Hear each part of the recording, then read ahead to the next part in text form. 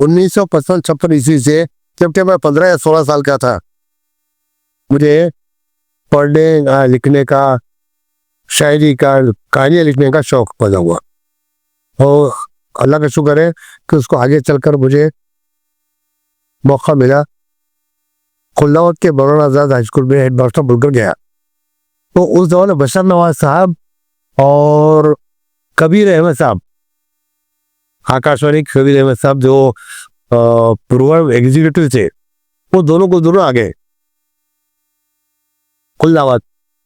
और जब उन्होंने देखा मौलाना आज़ाद हाई स्कूल लिखा हुआ है, तो कबीर साहब बड़े जस्तुजू में रहते थे। उन्होंने कहा चलो ये स्कूल देख लेंगे। वो जो आए तो मैं बैठा हुआ था सामने, बशर आ रहे इकबाल आए, बोले यहाँ पे इकबाल का आइए आइए आइए। मैं बहुत खुश हुआ तो बशर नवाज आ रहे स्कूल में, और अपने साथ एक अजनबी को लेके आए। तो तारुफ हुआ कि साहब ये आकाशवाणी के प्रोग्राम एग्जीक्यूटिव है। मैंने उनकी खातिर वजाहत की।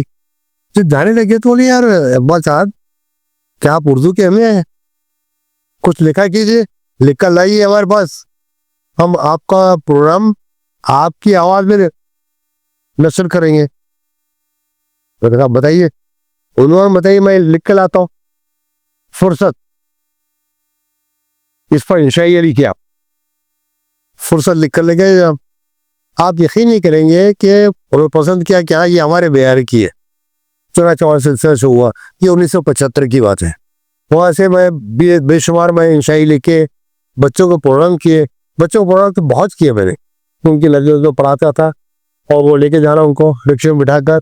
और उस दौरान 40 रुपये मिलते थे एक प्रोग्राम करने के। वो लाके बच्चों को तकसीम कर दिया करता था। उनकी चाय पानी खाना पीना सब मेरी तरफ होता था। जब नूरुल हसन आ गए आकाशवाणी में अनाउंसर के तौर पर, मेरे बड़े अच्छे दोस्त थे वो, तो उन्होंने कहा कि ये औरंगाबाद की शख्सियत पर आप मज़ामी लिखिए ताकि औरंगाबाद की तारीख बन सके आगे चलकर। मैं तकरीबन 40 लोगों पर मैंने मज़ामी लिखे।